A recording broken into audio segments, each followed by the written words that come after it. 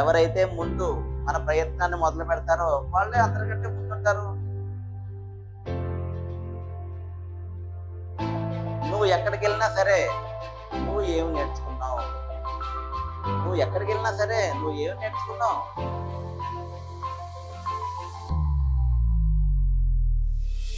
నువ్వు నేర్చుకున్నది అల్టిమేట్. వాళ్ళు చెప్పింది అల్టిమేట్ కాదు. నువ్వు నేర్చుకున్నది అల్టిమేట్. 2 నెలలు నా వద్ద కూర్చున్నట్లయితే మీరు పూర్తి స్థాయిలో వ్యాయామం విద్యలో నేను నిష్ణాతం చేస్తాను. అదేవిధంగా ఇది జరగని పక్షంలో మీ యొక్క ఫీజులు మీకు వాపస్ చేస్తాను. ఏప్రిల్ 1వ తారీఖు నుంచి నేను కొత్త బ్యాచ్ ప్రారంభించడం జరుగుతుంది.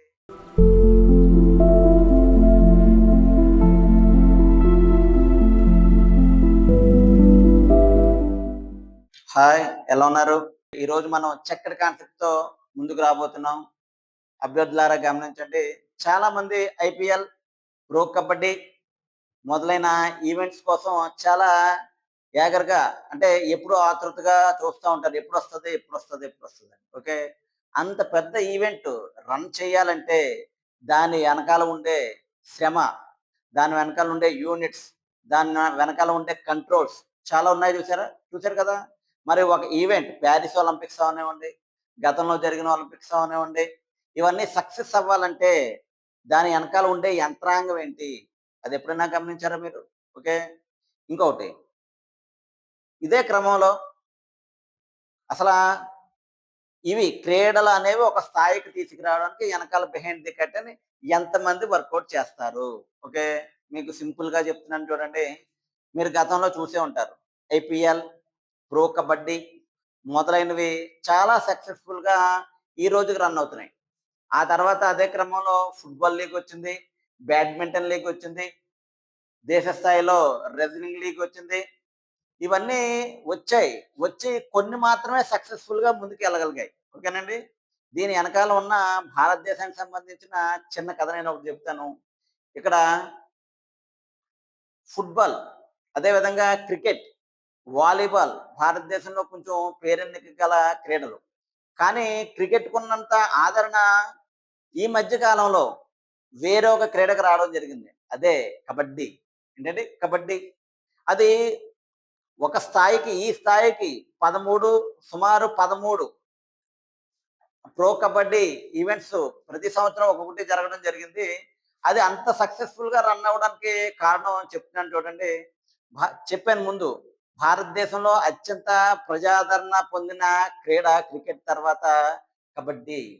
చాలా చోట్ల రీసెర్చ్ చేశారండి. అసలు ఏ క్రీడని మనం ప్రమోట్ చేయాలి, దీన్ని ఎలా డెవలప్ చేయాలి అని చాలా మంది ఆలోచించారు. ఆలోచించిన తర్వాత మొట్టమొదటిసారిగా విశాఖపట్నం మరియు విజయవాడలో మొట్టమొదటి ప్రో కబడ్డీ లీగ్ స్టార్ట్ అయింది. అది సక్సెస్ అయిందా? గమనించారు ఎప్పుడైనా? మీరు ఎప్పుడు వినుండ్రు. అది అంతా పూర్తి స్థాయిలో డెవలప్ అవ్వలేదు. దానికి కారణం ఏంటి? స్పోర్ట్స్ మేనేజ్మెంట్ సరిగ్గా లేకపోవడం వల్ల. ఇప్పుడు మీకు తెలిసిపోయి ఉంటది మన అభ్యర్థులందరికీ నేను ఏ టాపిక్ మీద చెప్తున్నానని. ఓకే, నేను ఏ టాపిక్ కోసం మీకు డిస్కస్ చేస్తున్నానని మీరు ఒక ఐడియాకి వచ్చారు కదా. ఏదైనా ఈవెంట్, ఏదైనా టోర్నమెంట్ సక్సెస్ఫుల్ గా ముందుకెళ్ళాలంటే ఏం కావాలి? మేనేజ్మెంట్ కావాలి. మనం ఇక్కడ చూడండి, మనం కంటెంట్ లోకి వచ్చేసాం. ఇప్పుడు మనం ఏం చెప్పుకోబోతున్నాం? మీరే చెప్తారు నాకు. ఓకే, స్పోర్ట్స్ మేనేజ్మెంట్ కోసం చెప్పుకోవడం జరుగుతుంది. మన ఎస్ఏపిఈ మరియు పిఈటి విభాగంలో స్పోర్ట్స్ మేనేజ్మెంట్ నుండి కూడా బిట్స్ రావడం జరుగుతుందండి. ఎందుకంటే కొత్త టాపిక్స్ ఇప్పుడు ఎగ్జామ్ లో మార్క్ గైనింగ్ లో ఇవి మార్క్స్ స్కోర్ గైనింగ్ కావాలంటే మీరు ఖచ్చితంగా న్యూ టాపిక్స్ ని సమర్థవంతంగా చదవాల్సిందే. నా వీడియోలు చూస్తున్నారు అభ్యర్థులారా? కొత్తగా వీడియోస్ చూసేవారు ఎవరైనా ఉన్నట్లయితే నా ఛానల్ సబ్స్క్రైబ్ చేసుకోండి, లైక్ చేయండి. మీకు వాల్యుబుల్ ఇన్ఫర్మేషన్ ఇస్తున్నాను కాబట్టి మంచి కామెంట్స్ ఇచ్చినట్లయితే మీకు మరింత సమాచారం అందజేయగలుగుతాను. Okay sir. ఇంకొక చిన్న రిక్వెస్ట్ ఏంటంటే, ఒక అభ్యర్థులారా ఒక విషయం గమనించండి. 20 సంవత్సరాల అనుభవంతో వందలాది పోస్టులు సాధించిన సంస్థ సన్షైన్. ఓకే, నేను సన్షైన్ ఇబ్రహీం మాట్లాడుతున్నాను మీతో. ఓకే, వచ్చేసామండి. మనం కరెక్ట్గా ఎక్కడికి వచ్చేసాం? స్పోర్ట్స్ మేనేజ్మెంట్ లోకి వచ్చేసాం. అసలు స్పోర్ట్స్ మేనేజ్మెంట్ రావడానికి ముఖ్య కారణం ఏంటి? 1957 సంవత్సరంలో అమెరికాలో ఏంటండి? అమెరికాలో ఇద్దరు సోదరులు ఉండేవారు. వాళ్ళ కోసం మనం తర్వాత చెప్పుకుందాం. క్రీడలు ప్రమోట్ అవుతున్న సమయంలో క్రీడలు ఒక స్థాయికి వెళ్ళాలంటే, ఈ క్రీడలను ఒక చక్కటి స్థాయికి తీసుకువెళ్ళాలంటే, ఒక ఆర్గనైజేషన్ లేదా ఒక మేనేజ్మెంట్ యొక్క అవసరం ఎంతైనా ఏర్పడింది. అదే ఏంటంటే ఇక్కడ స్పోర్ట్స్ మేనేజ్మెంట్. ఓకే. స్పోర్ట్స్ మేనేజ్మెంట్‌లో ఉన్న కాన్సెప్ట్స్‌తో చూద్దాం. Concept of management. Okay. Functions of management, leadership. Next అర్థం. స్పోర్ట్స్ మేనేజ్మెంట్ అంటే అర్థం ఏంటి? డెఫినిషన్. ఓకే. స్కోప్ దాని యొక్క పరిధి ఎంత వరకు ఉంది? Concept and AIIMS of sports management. Next function of the management. Management యొక్క విధులు చూసుకోవాలి మనం ఇక్కడ. ఒకటి ప్లానింగ్. మీకు తెలిసిందే, ఏదైనా ఒక కార్యక్రమాన్ని మనం తలపెట్టామంటే, తలపెట్టేటప్పుడు ముఖ్యంగా ఏం కావాలి? ప్లానింగ్ కావాలి. ప్లానింగ్. నెక్స్ట్ 2 ఆర్గనైజేషన్ కావాలి. ఆ ఆర్గనైజేషన్ చేసిన ఒక కార్యక్రమాన్ని సక్రమంగా ఒక ఫలవంతమైన మార్గంలో తీసుకుని వెళ్ళాలంటే ఎవరు కావాలండి? స్టాఫింగ్ కావాలి. ఓకే. స్టాఫింగ్ కూడా వచ్చారు. మనకు సిబ్బంది కూడా యాడ్ అయ్యారు. ఓకేనండి. ఇక్కడ సిబ్బంది యాడ్ అయ్యారు. ఓకే. మళ్ళీ ఇంకోసారి చెప్తున్నాను చూడండి. Functions of management. మేనేజ్మెంట్ యొక్క విధులు. మనకి ఏదైనా కార్యక్రమం నిర్వహించాలంటే ఏం కావాలి? ప్లానింగ్ కావాలి. నెక్స్ట్ ఆ చేసిన ప్లాన్‌ని ఆర్గనైజ్ చేసుకునే విధానం కావాలి. ఈ 2 మనకొచ్చాయి. ప్లానింగ్ ఉంది, ఆర్గనైజేషన్ ఉంది. ఈ 2 అయిన తర్వాత మరి దాన్ని సక్రమ మార్గంలో ఆచరణలో పెట్టాలంటే ఎవరు కావాలి? స్టాఫింగ్ కావాలి. స్టాఫింగ్ సిబ్బంది కావాలి. ఓకే. స్టాఫింగ్ కూడా ఉన్నారు. స్టాఫింగ్ కూడా ఉన్నట్లయితే ఒక్కొక్కళ్ళు ఒక్కో మార్గంలో వెళ్ళిపోతుంటే అది సక్సెస్‌ఫుల్ అవుతదండి? అవ్వదు. వాళ్ళకి ఒక మార్గదర్శకంలో పెట్టవలసినటువంటి డైరెక్టింగ్ కావాలి. ఓకే. డైరెక్షన్ కూడా బానే ఉంది. కానీ దాన్ని కంట్రోల్ చేసే ఒక విధానం కావాలి. దాన్ని ఏమంటామంటే కంట్రోలింగ్. ఇవన్నీ కూడా దేంట్లోకొస్తాయంటే functions of management. Okay.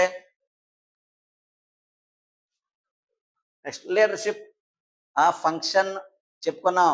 Function సక్రమంగా జరగాలంటే ఎవరు కావాలి? ఒక లీడర్ కావాలి. ఆ లీడర్ కోసమే మనం ఇక్కడ చెప్పుకోవడం జరుగుతుంది. చూడండి మీనింగ్. లీడర్ అంటే అర్థం ఒక బృందాన్ని లేదా నియమిత వ్యక్తుల్ని ఒకే తాటిపై నడిపించే వ్యక్తిని ఏమంటామంటే లీడర్ అంటాం. Definitions and elements of good leadership styles. ఒక నాయకుడికి ఉండాల్సిన మంచి లక్షణాలు. నెక్స్ట్ నాయకత్వ విధానాలు. ఈ టాపిక్‌లో మనం చూసుకోవాలి. Next forms of leadership. అంటే నాయకత్వం వహించేటప్పుడు ఏ రకమైనటువంటి నాయకత్వ విధానాలు ఉన్నాయి మనం చూసుకోవాలి. ఒకటి ఆటోక్రెటిక్, 2 లేజర్ ఫెర్రీ, 3 డెమోక్రటిక్, 4 బెనవోలెంట్ లేదా dictator. Next qualities of administrative leader. Administrative leader యొక్క లక్షణాలు. Next preparation preparation of administrative leader. Next effects of good leadership అంటే ఒక మంచి నాయకత్వ లక్షణాలు కలిగిన వ్యక్తి యొక్క ప్రాధాన్యత దీని మీద ఎలా ఉంటుందనేది తెలుసుకోవాలి. Okay sir. Financial management. ఏదైనా ఒక కార్యక్రమం విజయవంతంగా ముందుకెళ్ళాలంటే అది దేని మీద ఆధారపడి ఉంటుందంటే ఫైనాన్షియల్ మేనేజ్మెంట్ మీద ఆధారపడి ఉంటుంది. ఒకటి గమనించుకోండి అభ్యర్థులారా, 20 సంవత్సరాల అనుభవం.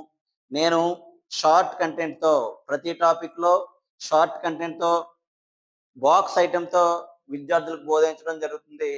మీరు జీరో స్థాయిలో ఉన్నప్పటికీ నా క్లాసెస్ చూస్తున్నారు, నా వీడియోస్ చూస్తున్నారు. At the same time offline క్లాస్‌లో కూడా మీరు అలా కూర్చున్నట్లయితే 2 నెలల కాలంలో మీరు పూర్తి స్థాయి ఫిజికల్ ఎడ్యుకేషన్ నేర్చుకుని వెళ్ళగలుగుతారు నా దగ్గర. ఓకే. అభ్యర్థులు గమనించండి. Okay. Financial management. Financial management in physical education. Next sports in అంటే కళాశాలల్లో, పాఠశాలల్లో, యూనివర్సిటీలో ఒక ఈవెంట్స్ నిర్వహించాలంటే దేని మీద ఆధారపడి ఉంటుందంటే బడ్జెట్ మేనేజ్మెంట్ మీద, ఫైనాన్షియల్ మేనేజ్మెంట్ మీద ఆధారపడి ఉంటుంది. Next criteria of good budget. ఒక మంచి బడ్జెట్‌కి ఉండాల్సిన లక్షణాలు ఏంటో చూసుకోవాలి. Steps of budget making. Budget తయారు చేయడంలో తీసుకోవాల్సిన ప్రాధాన్యత క్రమాలు చూసుకోవాలి. Next model budget for a school. ఏంటంటే model budget for a school, producer for purchase and construction, next records and registers అన్నీ కూడా ఈ స్పోర్ట్స్ మేనేజ్‌మెంట్ విభాగంలో ఉండడం జరిగిందండి. ఓకే. ఈ స్పోర్ట్స్ మేనేజ్‌మెంట్‌కి సంబంధించి మరింత సమాచారం నేను మీకు ఇక్కడ చెప్పడం జరుగుతుంది. దీంట్లో అసలు స్పోర్ట్స్ మేనేజ్‌మెంట్‌లోకొచ్చేటప్పటికి ఏ విభాగాలొస్తాయంటే, సంబంధిత వాణిజ్యం అంటే స్పోర్ట్స్ మీద ఆధారపడి ఉన్నటువంటి కొన్ని వాణిజ్యాలు. ఓకే.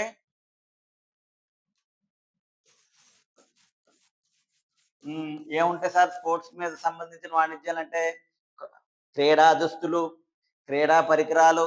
ఓకే. ఇవన్నీ కూడా దేంట్లోకొస్తాయంటే, స్పోర్ట్స్ మేనేజ్‌మెంట్ మీద ఆధారపడి ఉన్నాయి. ఓకే. నెక్స్ట్ కంప్యూటర్ల వాడకం, నెక్స్ట్ కమ్యూనికేషన్స్, ఇంకా బృందాల మధ్య సమన్వయం, బృందాల మధ్య సమన్వయం, నెక్స్ట్ స్టాటిస్టిక్స్, బృందాల మధ్య సమన్వయం మరియు స్టాటిస్టిక్స్, మానసిక అంశాలు మానసిక అంశాలు మరియు నైతిక అంశాలు అధ్యయనం, నైతిక అంశాల అధ్యయనం. ఓకేనండి. నెక్స్ట్ ఆర్థిక అవసరాలు, ఇవన్నీ కూడా దేంట్లోకొస్తాయంటే స్పోర్ట్స్ మేనేజ్‌మెంట్ విభాగంలోకి రావడం జరుగుతుందండి. ఓకే.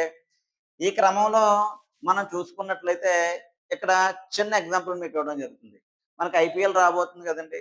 ఓకే. కొన్ని కొన్ని ఈవెంట్స్ జరుగుతున్నప్పుడు స్పోర్ట్స్ మేనేజ్‌మెంట్‌లో విధులు, విభాగాలు ఎలా ఉంటాయో చెప్తాను చూడండి. మనకి మన ఐపీఎల్ క్రీడాకారులు హోటల్‌లో బస చేస్తారు కదా! బస చేసినప్పటి దగ్గర నుండి స్టేడియం వరకు తీసుకురావడానికి ఒక ఈవెంట్ ఆర్గనైజర్ ఉంటారు. ఓకే. వాళ్ళు బస్సు దిగిన తర్వాత స్టేడియంలోకి ఎంటర్ అయ్యే వరకు ఒక ఆర్గనైజర్ ఉంటారు.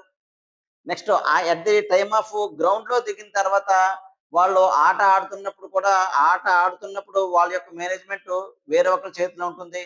ఈ విధంగా ఎక్కడికక్కడ ఏంటంటే ఎక్కడికక్కడ ఏ విభాగానికి ఆ విభాగాన్ని స్కాటర్ చేసుకొని అన్నాటిని కలిపి ముందుకు తీసుకొని వెళ్ళడాన్ని ఏమంటామంటే స్పోర్ట్స్ మేనేజ్‌మెంట్ అంటాం. మీకు ఈ విషయం చెప్పిన తర్వాత దీనికోసం మీకు పూర్తి స్థాయిలో అర్థమై ఉంటది. ఓకే అండి. అభ్యర్థులందరూ ఈ క్లాస్‌ని చక్కగా విని, దీనిలో ఉన్న సబ్ టాపిక్స్ మీ మైండ్‌లో పెట్టుకుంటారని నేను ఆశిస్తున్నాను. Okay sir. అదొక చిన్న రిక్వెస్ట్. కొత్తగా చూస్తున్న వాళ్ళు నా యొక్క ఛానెల్ సబ్స్క్రైబ్ చేసుకోండి. నేను ఒక హామీ ఇస్తున్నాను. 2 నెలలు నా వద్ద కూర్చున్నట్లయితే మీరు పూర్తి స్థాయిలో వ్యాయామం విద్యలో నేను నిష్ణాతుని చేస్తాను. అదే విధంగా ఇది జరగని పక్షంలో మీ యొక్క ఫీజుని మీకు వాపస్ చేస్తున్నానని ఈ ఈ యూట్యూబ్ ముఖంగా నేను మీకు చెప్పడం జరుగుతుంది. కాబట్టి అభ్యర్థులు గమనించండి. చాలా మంది నాకు ఫోన్ చేస్తున్నారండి. సార్ మేము సరైన మార్గదర్శకాన్ని ఎంచుకోలేకపోయాం. మేము కొన్ని ఇబ్బందులు పడుతున్నాం సార్ అన్నారు. నేను ఆళ్ళకి ఒక అభయం ఇచ్చాను. నేనున్నాను మీకు. నేను మిమ్మల్ని పూర్తి స్థాయిలో రెడీ చేసి ఎగ్జామినేషన్‌కి మీరు విన్ అయ్యేలాగా మిమ్మల్ని రెడీ చేస్తానని నేను ఈరోజు హామీ ఇస్తున్నానండి. ఓకే. ఈ స్పోర్ట్స్ మేనేజ్‌మెంట్ కాన్సెప్ట్ మళ్ళీ మీకు వివరంగా చెప్పడం కోసం ఈ కొద్ది భాగాన్నే వివరణాత్మకంగా మీకు చెప్తున్నాను. కాబట్టి అభ్యర్థులు గమనించండి. దీంట్లో వచ్చేటప్పటికి కాన్సెప్ట్ ఆఫ్ మేనేజ్‌మెంట్. మేనేజ్‌మెంట్ అంటే ఏంటి? దానిలో ఉన్న విభాగాలేంటని చూసుకోవాలి. Okay. Next functions of management. Management యొక్క విధులు. ఏంటంటే ఇక్కడ ఏం చూసుకోవాలి? మేనేజ్‌మెంట్ యొక్క విధులు. Next leadership. మేనేజ్‌మెంట్ మనం నిర్వహించాలంటే సమర్థవంతమైన నాయకత్వం కావాలక్కడ. ఏంటంటే సమర్థవంతమైన నాయకత్వం కావాలి. ఆ నాయకత్వం కూడా దేంట్లో ఇచ్చాడు మనకి స్పోర్ట్స్ మేనేజ్‌మెంట్‌లో ఇవ్వడం జరిగింది. ఓకే. నాయకుడు ఉన్నాడు సరే. అతడు ఎటువంటి లక్షణాలు కలిగి ఉండాలి? ఎటువంటి అర్హతలు కలిగి ఉండాలి? ఏంటండి? ఇక్కడ నాయకుడున్నాడు. ఆ నాయకుడు ఎటువంటి లక్షణాలు కలిగి ఉండాలి? ఎటువంటి అర్హతలు కలిగి ఉండాలి? అనేది ఫార్మ్స్ ఆఫ్ లీడర్‌షిప్‌లో ఇవ్వడం జరిగిందండి. ఓకే. లీడర్‌షిప్ మన దగ్గర కాన్సెప్ట్ ఆఫ్ మేనేజ్‌మెంట్ ఉంది. ఫంక్షన్స్ ఆఫ్ మేనేజ్‌మెంట్స్ ఉన్నాయి. మంచి లీడర్‌షిప్ ఉంది. లీడర్‌షిప్ క్వాలిటీస్ కలిగిన వ్యక్తి ఉన్నాడు. కానీ ఇవన్నీ ఉన్నప్పటికీ ముఖ్యంగా ఒక ఈవెంట్ సక్సెస్‌ఫుల్ అవ్వాలంటే మనకేం కావాలి? ఫైనాన్షియల్ మేనేజ్‌మెంట్ కావాలి. ఓకే. Financial management. ఫైనాన్షియల్ మేనేజ్‌మెంట్‌లోకి వచ్చేటప్పటికి ఏవేవి ఉన్నాయంటే, అసలా టోర్నమెంట్ లేదా ఒక ఈవెంట్ ఆర్గనైజ్ చేసుకోవాలంటే, ఆ సంస్థ యొక్క ఎబిలిటీ చూసుకోవాలి. ఆ సంస్థకి వచ్చే ఆదాయ వనరులు ఏవైతే ఉన్నాయో అవి చూసుకోవాలి. దాని యొక్క ఆధారంగానే మనం ఫైనాన్షియల్ మేనేజ్‌మెంట్ చూసుకోవాలి. ఈ ఫైనాన్షియల్ మేనేజ్‌మెంట్‌లో ఏముంటాయంటే, టోర్నమెంట్ ఏ విధంగా నిర్వహించుకోవాలి? క్రీడా పరికరాలు ఏ విధంగా కొనుగోలు చేయాలి? పరికరాలు కొనుగోలు చేయాలంటే ఎటువంటి విధానాలు పాటించాలి? మంచి బడ్జెట్ ఏ విధంగా ప్లాన్ చేసుకోవాలి? ఒక ఒక మంచి బడ్జెట్‌కి ఉండాల్సిన లక్షణాలేంటి? ఇవన్నీ కూడా మనకి ఫైనాన్షియల్ మేనేజ్‌మెంట్‌లో రావడం జరుగుతుంది. కొత్తగా చూసే అభ్యర్థులు, నా వీడియోస్ చూసే అభ్యర్థులు నా ఛానెల్‌ని సబ్స్క్రైబ్ చేసుకోండి. మీకు మరిన్ని వాల్యుబుల్ వీడియోస్ నేను అందించడం జరుగుతుంది. Okay sir. నాకు చాలా కాల్స్ వస్తున్నాయి అభ్యర్థుల నుంచి. సార్ మేము మంచి మార్గదర్శకాన్ని కోల్పోయాం. మంచి మెంటర్‌షిప్‌ని కోల్పోయాం అంటున్నారు. ఓకే. మీరు ఎటువంటి ఇబ్బంది పడొద్దు. 2 నెలలు నాకు మీరు సమయం ఇచ్చినట్లయితే మిమ్మల్ని ఫిజికల్ ఎడ్యుకేషన్‌లో ఒక వండర్‌లా తయారు చేసి నేను ఎగ్జామినేషన్‌కి పంపడం జరుగుతుంది. కాబట్టి అభ్యర్థులారా గమనించండి. ఇప్పటికైనా సమయం మించిపోయింది లేదు. మీరు జీరో స్థాయి నుంచి వచ్చిన పూర్తి ఫిజికల్ ఎడ్యుకేషన్‌ని మీకు అందించి, మీరు ఎగ్జామినేషన్‌లో విన్ అయ్యే విధంగా అంటే ఎగ్జామినేషన్‌లో మీరు టాప్ 10లో ఉండే విధంగా మిమ్మల్ని నేను రెడీ చేసి పంపడం జరుగుతుందండి. అభ్యర్థులు గమనించుకోండి. వాస్తవాలు గమనించుకోండి. నేను ప్రతి వీడియోలో చెప్పేది ఒకటే. నువ్వు ఎక్కడికెళ్ళినా సరే, నువ్వు ఏమి నేర్చుకున్నావు? నువ్వు ఎక్కడికెళ్ళినా సరే, నువ్వు ఏమి నేర్చుకున్నావు? నువ్వు నేర్చుకున్నదే అల్టిమేట్. వాళ్ళు చెప్పింది అల్టిమేట్ కాదు. నువ్వు నేర్చుకున్నది అల్టిమేట్. నా దగ్గరకొచ్చినట్లయితే అభ్యర్థి సోలోగా ఏంటి? సోలోగా ఫుల్ ఫ్లెడ్జ్డ్‌గా నువ్వు జీరో స్థాయి నుంచి వచ్చినా ఫుల్ ఫ్లెడ్జ్డ్‌గా సబ్జెక్ట్ నేర్చుకుని వెళ్తావు. ఓకే. అందరికీ చెప్పేది ఇదేనండి. ఏప్రిల్ 1 తారీఖు నుంచి నేను కొత్త బ్యాచ్ ప్రారంభించడం జరుగుతుంది. కాబట్టి నోటిఫికేషన్ కోసం మీరు ఎదురు చూడవద్దు. ఎవరైతే ముందు మన ప్రయత్నాన్ని మొదలు పెడతారో వాళ్ళే అందరికంటే ముందుంటారు. ఈ విషయాన్ని అభ్యర్థులందరూ గమనించుకుంటారని ఆశిస్తున్నాను. ఓకే. ఇట్లు నేను మీ సన్‌షైన్ ఇబ్రహీం.